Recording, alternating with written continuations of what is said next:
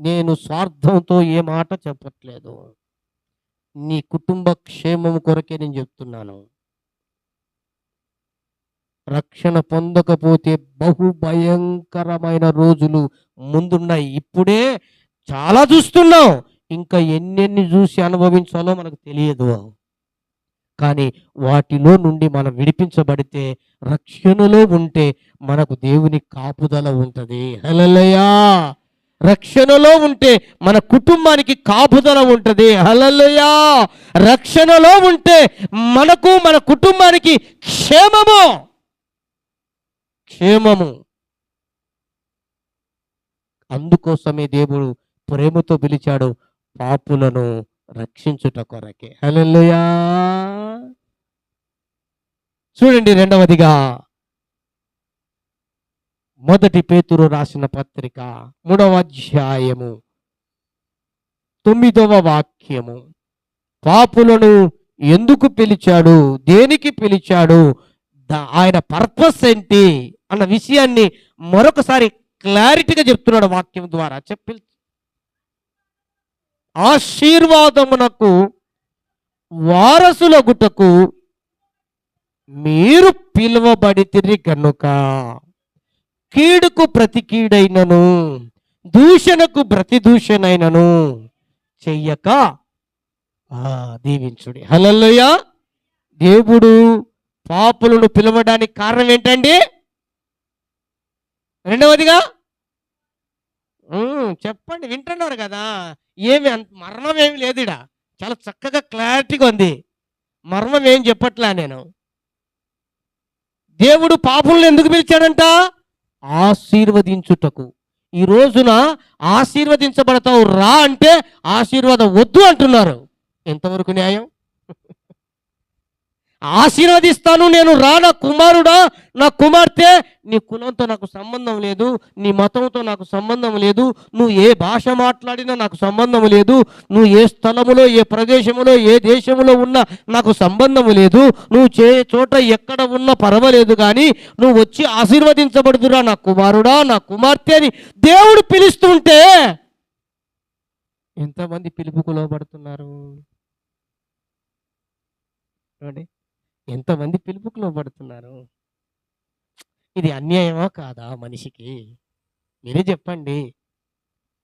దేవుడు ఉచితంగా అంటున్నాడు, నేను రక్షణ ఇస్తాను, నేను మిమ్మల్ని ఆశీర్వదిస్తాను. ఆశీర్వాదం కావాలంటే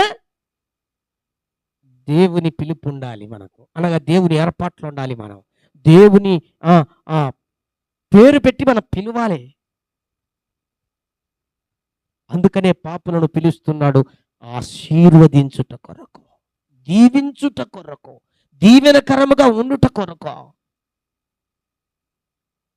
ఈ లోకంలో సరే ఇక్కడ అన్నాం అనుకుంటాం ఆశీర్వదించుట కొరకే అంటే, మరి చాలా మంది ఇప్పుడు మిద్దెల మీద మిద్దెలు, మిద్దెల మీద మేడల మీద మేడలు కడుతున్నారు కదా, ఎన్నో స్థలాలు కొని పెట్టుకున్నారు కదా, ఎన్నో పొలాలు సమకూర్చుకున్నారు కదా, ఎంతో డబ్బు బ్యాంక్ బ్యాలెన్స్లు ఉన్నాయి కదా, ఫిక్స్డ్ డిపాజిట్లు వేసుకున్నారు కదా, ఎంతో బంగారు కింద నుంచి పై వరకు వేసుకున్నారు కదా, మరి వారు ఆల్రెడీ ఆశీర్వాదం ఉంది కదా, వారిని అంత పిలవకుంటే మేము రాకపోతేనేమి, మమ్మల్ని ఎందుకు పిలవాలి అనుకోవచ్చేమో, అనుకుంటారు కూడా.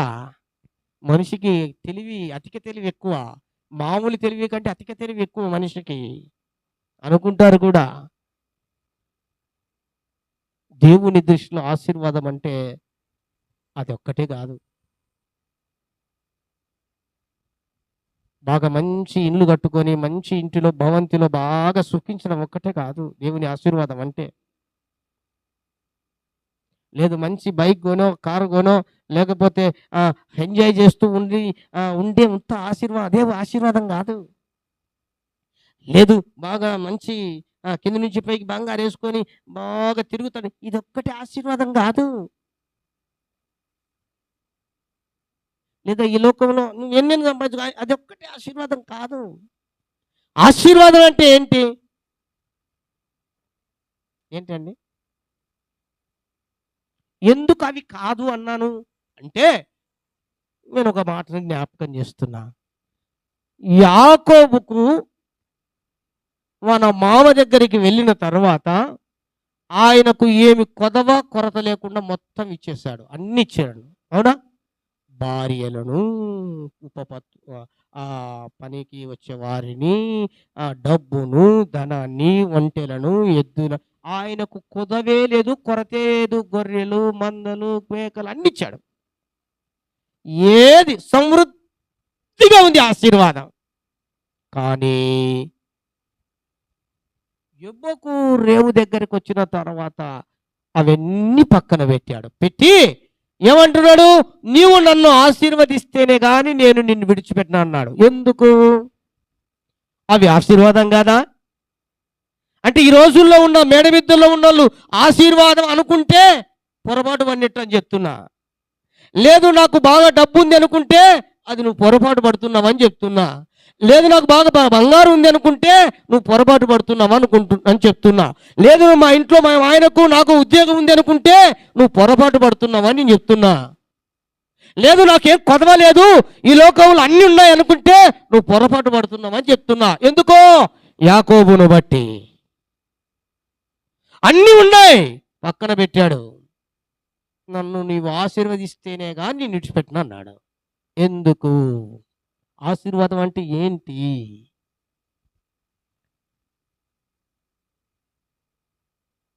ఏమండి?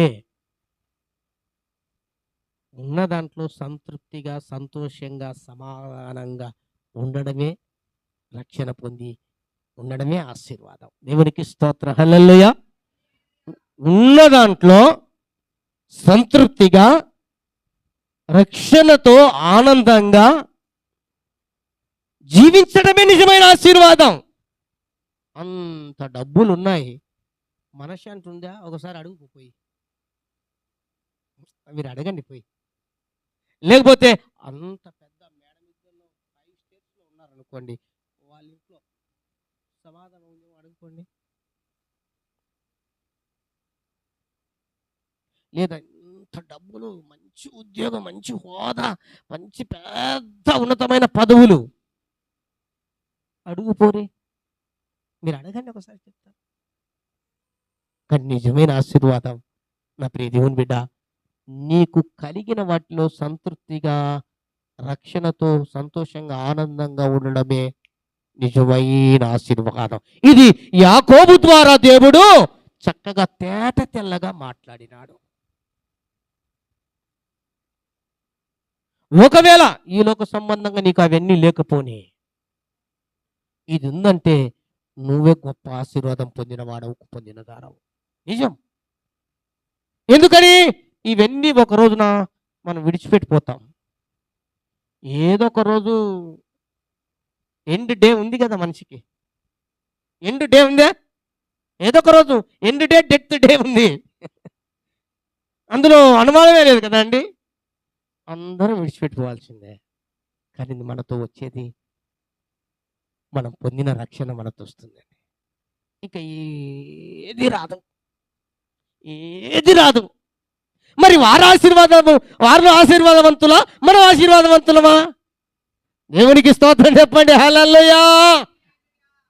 నేను అదే చెప్పేది, నిజమైన ఆశీర్వాదం ఇదే అని అని భూమి మీద అడుక్కుండే వారికి మాత్రం చేయడు, అడుక్కునేటట్లుగా చేయడు. మళ్ళీ అది కూడా చెప్తున్నాను నేను. కొంతమంది ఏమంటారంటే నాకు ఇది లేకపోయినా పర్వాలేదు, అది లేకపోయినా అంటే కొంచెం మెచ్యూరిటీ మైండ్ లేకుండా మాట్లాడుతుంటారు. భూమి మీద కూడా ఆశీర్వదిస్తాడు దేవుడు. ఒకవేళ లేకపోయినా పర్వాలేదు, కానీ అట్లనే ఉంచాడు. కొన్ని రోజులు, కొంతకాలము అలా ఉండొచ్చు, నేను కాదని చెప్పను. కానీ అలానే ఉంచాడు, అలానే ఉంచాడు. నువ్వు ఉన్న స్థితిలోనే నిన్ను ఉంచాడు. అది నా దేవునికి ఇష్టం లేదు. నువ్వు ఉన్న చాలని పరిస్థితుల్లోనే ఉంచాడు. అది నా ప్రభువుకి ఇష్టం లేదు. నువ్వు ఉన్న ఆర్థిక ఇబ్బందుల్లోనే అలానే ఉంచాడు. నా దేవునికి ఇష్టమే లేదు అలాగా. దానికి ఒక నిదర్శనం ఉంది. ఏంటే? అబ్రహామును పిలిచాడు. ఏమని? అబ్రహమా రా, బయటికి రా, నేను చూపించే దేశానికి వెళ్ళు, ప్రయాణంగా నేనేం చేస్తా, నిన్ను ఆశీర్వదిస్తానన్నాడు. అంతేగా పిలిచింది? వచ్చినాడు, బయలుదేరినాడు, వెళ్తా ఉన్నాడు. కాలక్రమేణా బహుగా దీవించబడ్డాడు, ఆశీర్వదించబడ్డాడు. లోటైతే ఉంది. ఏది చెప్పినాడు, నేను సంతానం ఇస్తా, నువ్వు అనేకులకు ఆశీర్వాదకరంగా జనకుడిగా కూడా ఉంటావు సంతానానికి అన్నావు. కానీ అదొక్కటి లేదు.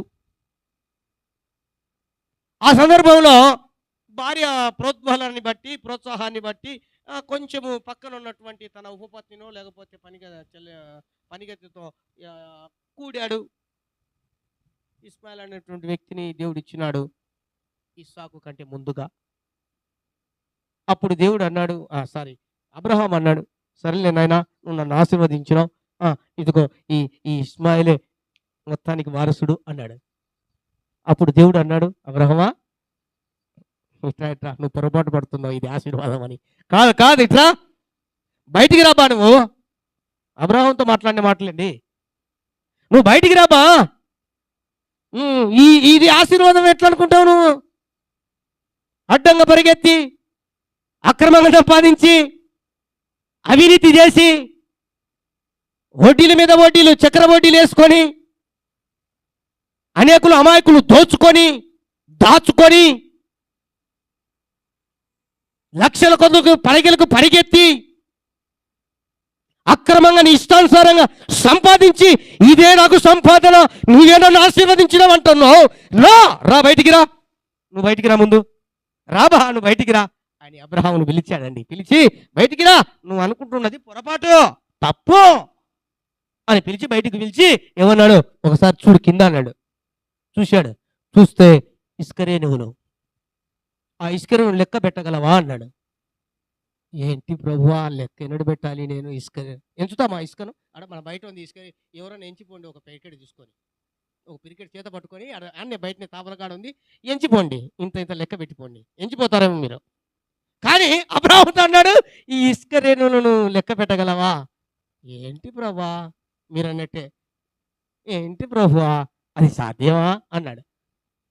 ఒకసారి పై చూడయా. చూసినాడు, అన్ని చుక్కలు, నక్షత్రాలు లెక్క పెట్టన్నాడు.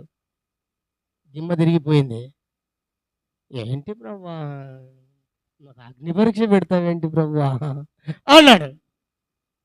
మరి నువ్వు లోపల ఉండి నువ్వు ఈ రకంగా సంపాదించుకొని, నువ్వు ఈ రకంగా పిల్లలు పుట్టించుకొని, నువ్వు ఈ రకంగా కూడబెట్టుకొని, నువ్వు ఈ రకంగా ఉండి నాకు ఇదే ఆశీర్వాదం అంటావే, నాకెందుకు ఈ ఆశీర్వాదం అంటావే, ఇదే నాకు దీవెనంటావు?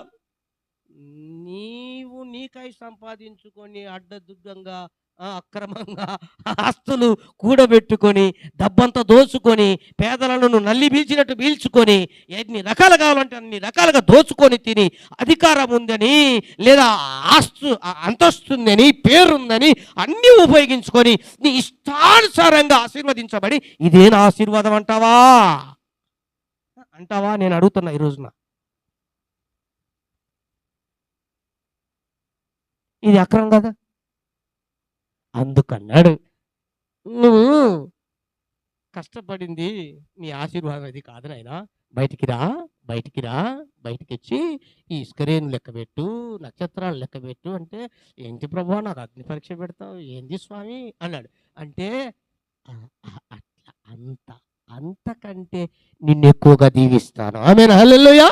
అంతకంటే నేను ఎక్కువగా ఆశీర్వదిస్తాను. ఈ నీ పనిగత్తెకు పుట్టినటువంటి కుమారుడు వారసుడు కాడు, వారసుడు కాదు. నేనంటాను, నువ్వు అక్రమంగా సంపాదించిన సొమ్ము ఆశీర్వాదం కాదు. అవినీతిగా సంపాదించి దోచుకున్న సొమ్ము ఆశీర్వాదం కాదు.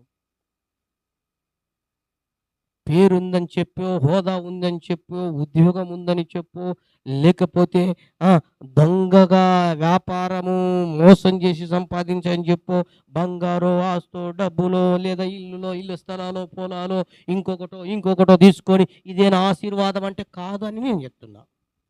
నువ్వెవరంటే నేను ఎవరిని కాదు, బైబిల్లో లేఖనానుసారంగానే చెప్తున్నా. మరి నిజమైంది ఏంది?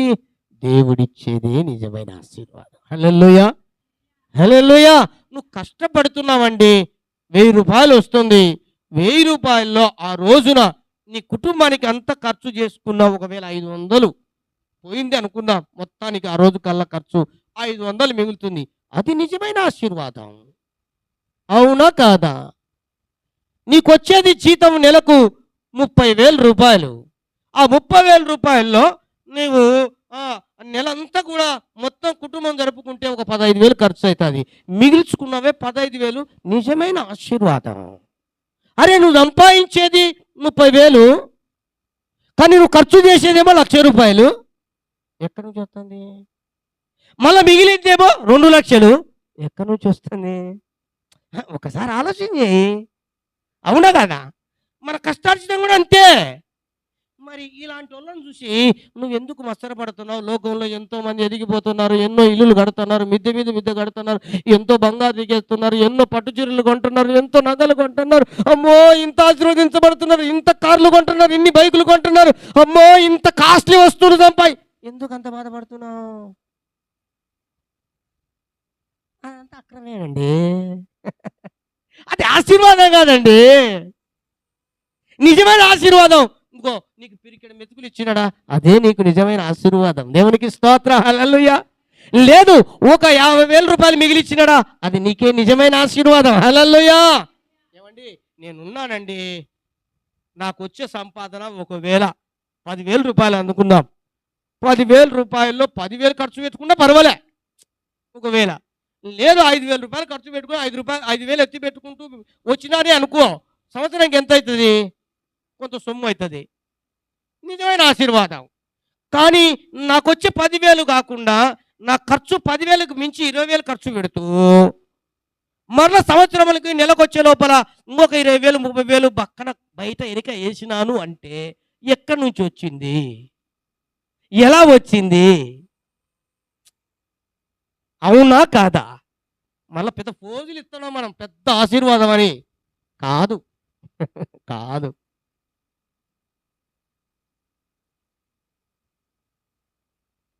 అంటే మిమ్మల్ని ఉద్దేశించి అందరిని ఉద్దేశించండి, మిమ్మల్ని ఒక్కరిని గురించి కానీ మాట్లాడి నిన్ను నిన్ను నిన్ను మనల్ని అందరి నన్ను కలుపుకొని బయట ఉన్న వారి సహితం, ఈ ప్రపంచంలో ఉన్న ప్రతి వారిని సహితం నేను ప్రభు లేఖనానుసారంగా మాట్లాడుతున్నా. ఇది నిజం, నగ్న సత్యం. కనుక దేవుడు మనల్ని ఆశీర్వాదానికి పిలిచాడు. ఆశీర్వాదానికి పిలిచాడని అడ్డదారిలో ఎగిరి వెళ్ళిపోయి సంపాదించుకొని మనం దీవించబడ్డానికి కాదు. న్యాయంగా, అన్యాయంగా కాదు, క్రమంగా కాదు, న్యాయంగా.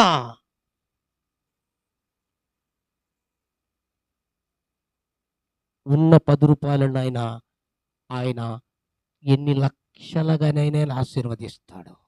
లక్షలలో 10 రూపాయలను. నిజం అండి, అబద్ధం కాదు. అయితే సమయం పట్టొచ్చు, సమయం పట్టొచ్చు. కాలము నిర్ణయించి ఉంటాడు నీ జీవితంలో, సమయం పట్టొచ్చు. 5 రొట్టెలు 2 చిన్న చేపలే. వేల మంది ఉన్నారు. 5,000 మంది పురుషులే, ఇంకా స్త్రీలు ఉన్నారు, పిల్లలు ఉన్నారు, ఇంకెంతమంది ఉంటారు చూసుకోండి. వాళ్ళకు పంచి పెట్టంగా 12 గంపలు మిగిలింది. ఎక్కడి నుంచి వచ్చింది? ఆలీబాబా అద్భుత దీపం, అది ఏమన్నా భాగ్యలక్ష్మి లాటరీనా ఏమన్నా? ఎక్కడి నుంచి వచ్చింది? దేవుని చేతుల్లోకి పోయిన తర్వాత, యేసు ప్రభు చేతుల్లోకి పోయిన తర్వాత ఆశీర్వదించే దాన్ని బట్టి. హల్లెలూయా.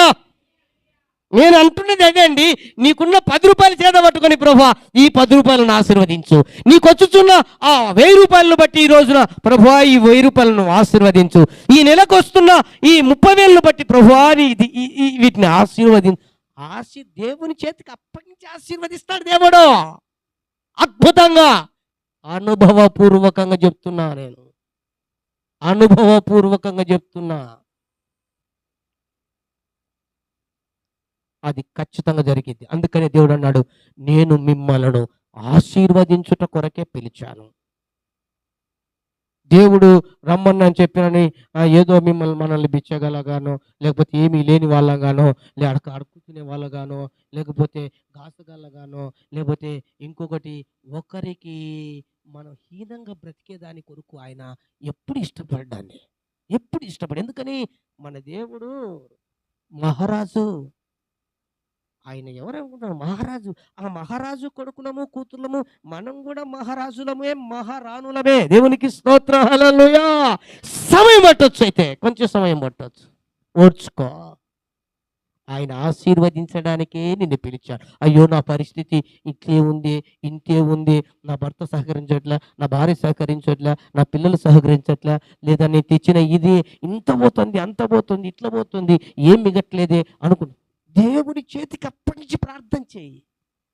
వచ్చిన కూలి, వచ్చిన జీతం, వచ్చిన ఆ బట్టుబడి ఆ దేవుని చేతికి అట్లా పెట్టి, ప్రభు నీ చేతులకు అప్పగిస్తున్నా, ఆశీర్వదించు, దీవించు.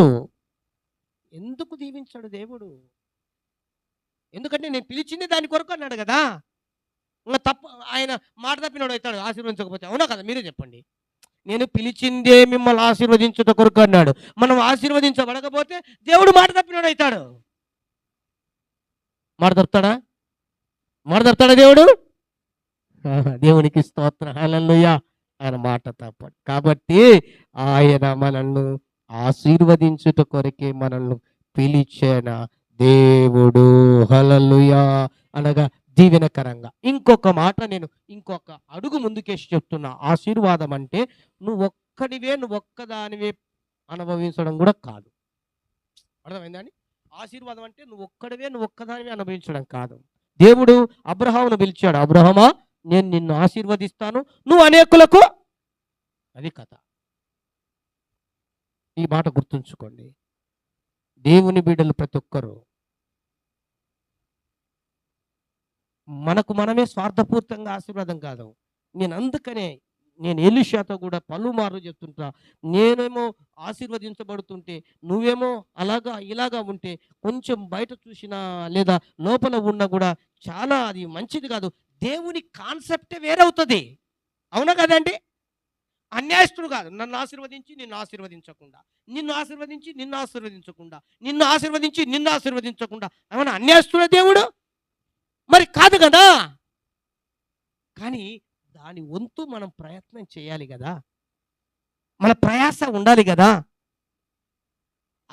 అడ్డగొలగొద్దు, నమ్మకంగా, న్యాయంగా. మరి ప్రయాస పడితే, ప్రయత్నం చేస్తే ఎందుకు కాదు? ప్రారంభంలో ఎవరు కాలేరు, కానీ రాను రాను కాలక్రమేణా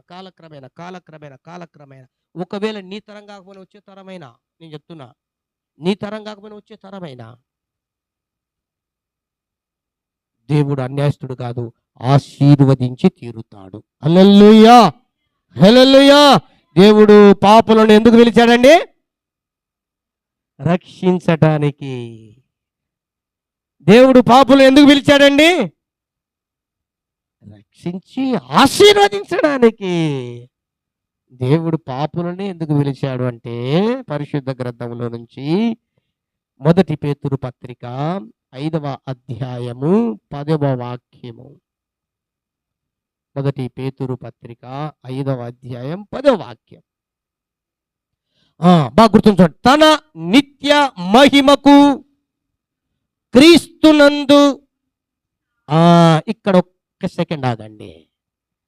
తన నిత్య మహిమకు మిమ్మలను పిలిచిన. దేనికి పిలిచాడంటండి? అక్కడనే ఆన్సర్ ఉంది మనకి. దేనికి పిలిచాడంట? నిత్య మహిమకు. హల్లెలూయా. దేనికి పిలిచాడంట? అక్కడ చక్కగా రాయబడి, తన నిత్య మహిమకు మిమ్మల్ని పిలిచిన. చదవక్క. సర్వకృపానిధియగు దేవుడు కొంచెకాలము, నేను ఇంతవరకు చెప్పాను కదా, కొంచెం కాలం పట్టొచ్చు, కొంచెం సమయం వచ్చు, కొంచెం కాలం పిమ్మట తానే, ఎవరొద్దు, ఎవరు అక్కర్లేదండి, ఇంకొకరు అక్కరే లేదండి, నేనుంటా సపోర్ట్ అంటే అవసరమే లేదు. నేను కూడా అవసరం, నేను చెప్తున్నా. లేదంటే కనుక నీ ఇంటి పక్కల్లో నీకు అభయం ఇస్తే నేను ఉంటా, నో, అవసరమే లేదు. లేదు నా స్నేహితురాలు, నా స్నేహితుడు ప్రాణానికి ప్రాణం ఇస్తా, నో, అక్కరలేదు. లేదు నా రక్త సంబంధి అండి, నా వెనక పుట్టాడు, నా వెనక పుట్టింది, నో. ఎవరు నమ్మదగిన వారు కారు. ఈవెన్ నీ రక్తము పంచుకొని పుట్టినటువంటి నీ పిల్లల సహితం కూడా చెప్తున్నా నేను. ఎందుకంటున్నా అంటే నిన్న నేను ఈ సంవత్సరం ఆడిట్ చేయడానికి సార్ దగ్గరికి వెళ్ళా. ఒక ఆయన దగ్గరికి, మన సారు తెలిసిన నా సార్ దగ్గరికి ఆడిట్ చేయించడానికి ఇయర్లో వెళ్తే ఆయన అంటున్నాడు, మాట్లాడుతా సందర్భంలో, బాబు నీకు తెలుసు బాబు, నేను ఎంత దుర్మార్గురాలి కడుపున పుట్టానంటే అంత దుర్మార్గురాలి కడుపున పుట్టాను అన్నాడు. నాకు ఆశ్చర్యం అయింది. 65 సంవత్సరాలు ఆ సారుకు వయసు, నా వయసు 47. ఆయన అంటున్నాడు, నీకంటే నేను 20 సంవత్సరాలు పెద్ద బాబు, నా మాట ఒకసారి విను అన్నాడు. అందు ఏం దయ్య గారు చెప్పండి అన్న. మా అమ్మ ఎంత దుర్మార్గురాలంటే అంత దుర్మార్గురాలండి. ఏమంటే ఒకవేళ కడుపులో ఆకలిగా ఉందంటే నాకు పెట్టే బదులు కుక్కలకైనా బయట ఎత్తది, అంత దుర్మార్గురాలు అంటున్నాడు. అంటే ఎంత శాడిజంగా తన తల్లి తన పట్ల చూపించకపోతే తన కడుపున పుట్టినటువంటి కుమారునిగా చెప్తాడా? అంటే ఎందుకంటే నమ్మదగిన వారు కాదు. నిజం ఈ మాట. నేను ఆ వ్యక్తిని కూడా మీరు అడగండి కావాలంటే, రాజశేఖర్ అని ఆడిట్ సార్, హోంశాంతి నగర్లో ఉంటాడు. ఈ సంవత్సరం మనం మినిస్ట్రీ ఆడిట్ చెప్పాలని వెళ్తే ఈ మాట చెప్తున్నాడండి.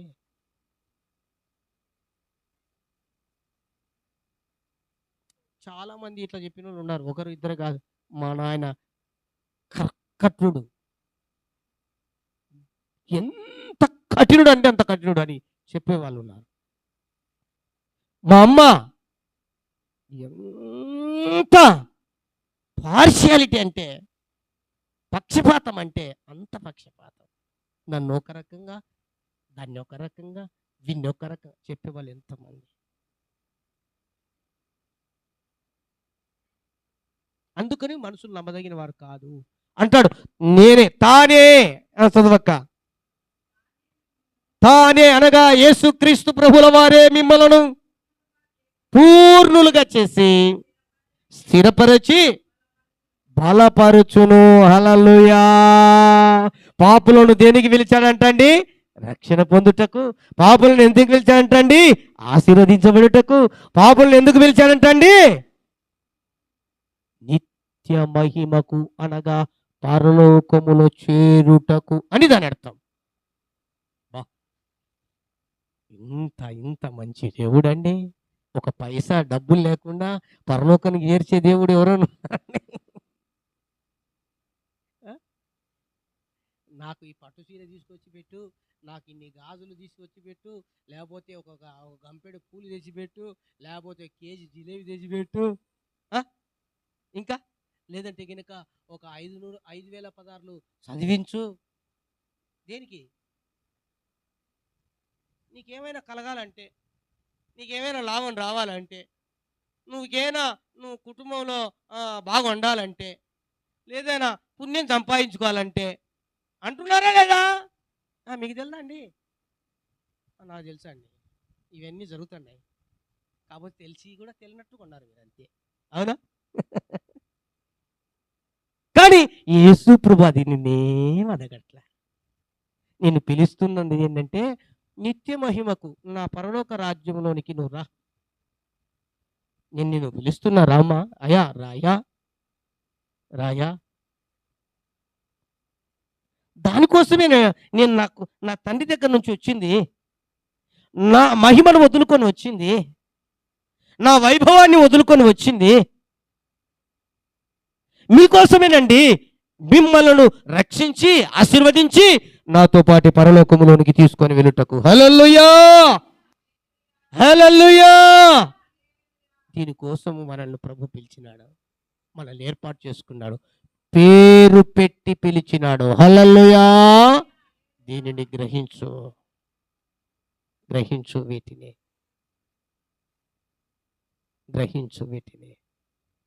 ఆయన నమ్మదగిన దేవుడు. ఈ లోకంలో నమ్మదగిన వారు ఎవరు లేరు.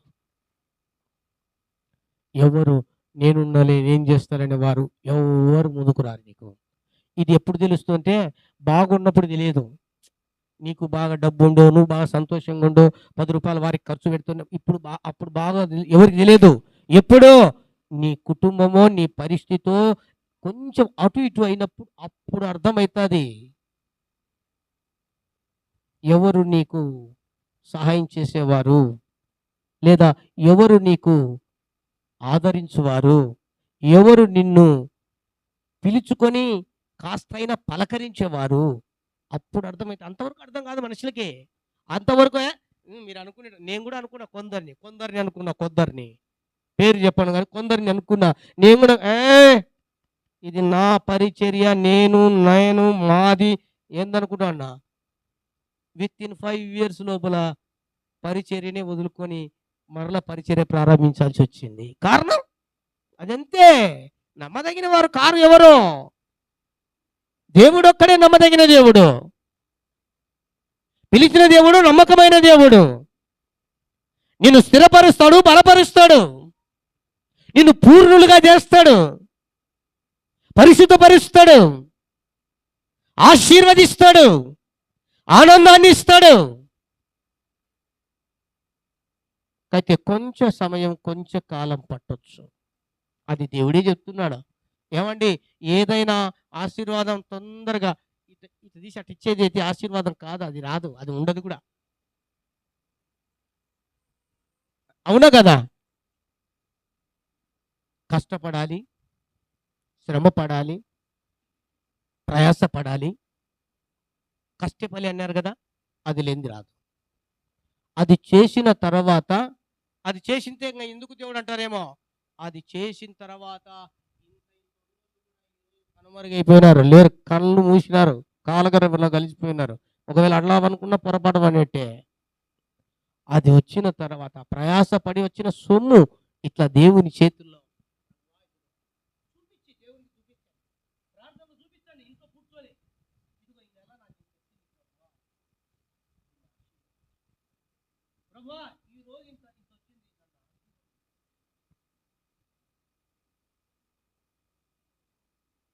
ప్రభువా ఇదిగో నాకు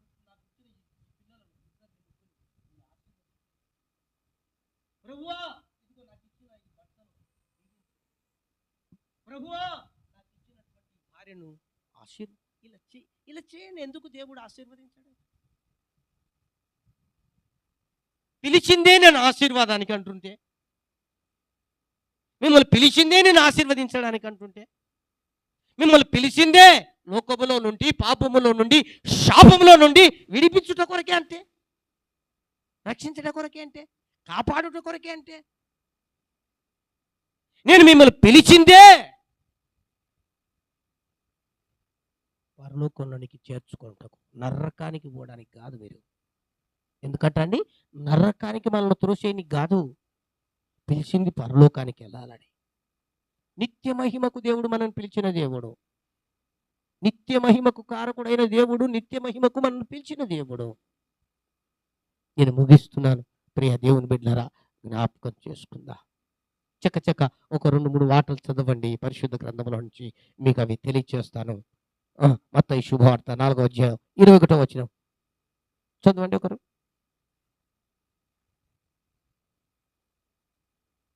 అలానే రోమపత్రిక 9వ అధ్యాయం 8వ అధ్యాయం 30వ వాక్యం మరొకరు చదవండి. వెంటనే వారు తమ దోణెలను తమ తండ్రిని విడిచిపెట్టి వెంబడించారు. ఎందుకు? అక్కడ ఉన్నారు కొంతమంది జబదేయి కుమారులు. వలలు ఏం చేస్తున్నారంట? శుభ్రం చేసి కడుక్కుంటున్నారంట రాయబడింది. అప్పుడు ఏమన్నాడు? రండి. దేవుడు ఎప్పుడు పిలుస్తాడు తెలుసా? నీ హృదయాన్ని అప్పగించి, ఇదిగో ఈ ఘోరమైన ఈ పాప హృదయాన్ని నేను కడిగేసుకుంటున్న ప్రభు అంటే రా అంటాడు. దేవునికి స్తోత్రం, హల్లెలూయా. అక్కడ వాళ్ళు ఆ వలలు కడుక్కుంటూ ఉంటే పిలిచాడు రా అని. నువ్వు నీ హృదయాన్ని సిద్ధపరచుకొని దేవుని దగ్గర, ప్రభువా ఇదిగో ఈ ఘోరమైన ఈ పాప హృదయాన్ని కడుగు, నేను నీతో వస్తా అంటే రా అంటాడు. దేవునికి స్తోత్రం, హల్లెలూయా. రోమపత్రిక 8:30 వాక్యం.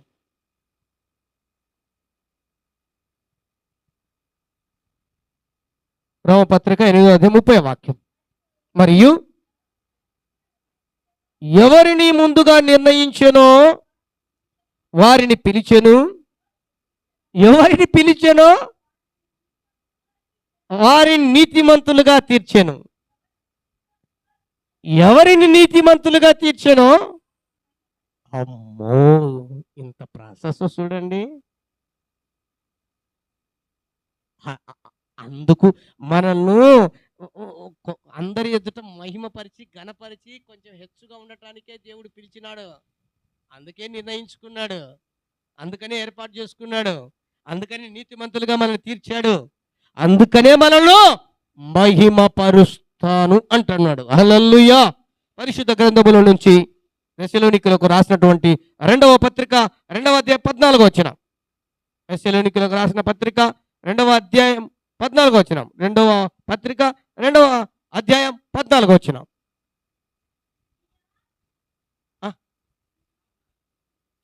ఇంతవరకు చెప్పినవి, ఇంతవరకు చెప్పిన మాటలు. మీరు ఈ రాగున రక్షింపబడి మన ప్రభు అయిన యేసుక్రీస్తు మహిమను పొందవలనని ఆయన మా ఉందా, అది మెన్షన్ చేయి. ఆయన మా సువార్త వలన మిమ్మలను పిలిచెను. ఓ ఆర్కే నగర్ గ్రామ ప్రజలారా, రామకృష్ణ నగర్ పరిసర ప్రాంత ప్రజలారా, ఈ సువార్త మీ కొరకే. మా ద్వారా మిమ్మలను సువార్త ద్వారా రక్షించి ఆశీర్వదించి పరలోకము చేర్చి మహిమపరుచుట కొరకే. హల్లెలూయా. ఇంతకాలము మైకులు పెట్టి లేదా సౌండ్ సిస్టమ్ పెట్టి అరిచి చెప్పేసి కారణం దేనికోసం అంటే, ఇదిగో ఇలాగ రక్షణ పొందడానికే అండి. అది తినేది అరక్క కాదు, తినేది అరక్క కాదు. పొద్దున కూడా ఏం తినలేదు అరగడానికి. మీరు రక్షణ పొందాలనే, మీరు ఆశీర్వదించబడాలనే, మీరు నరకం తప్పించుకొని పరలోకం చేరాలని, మిమ్మల్ని దేవుడు మహిమపరచాలని. నా పరిసర ప్రాంత ప్రజలారా, నా ప్రియ దేవుని బిడలారా, లైవ్లో చూస్తున్న నా దేవుని ప్రజలారా, ప్రేమతో తెలియచేస్తున్నాను, మా సువార్త మిమ్మల్ని రక్షించట కొరకే. మా సువార్త మిమ్మల్ని ఆశీర్వదించట కొరకే.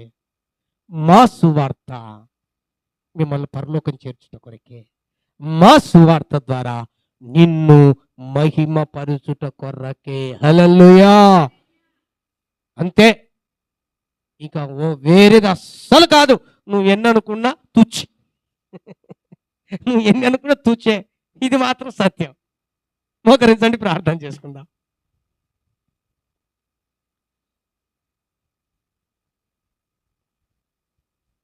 మోకరించండి, ప్రార్థన చేసుకుందాం. విన్న మాటను బట్టి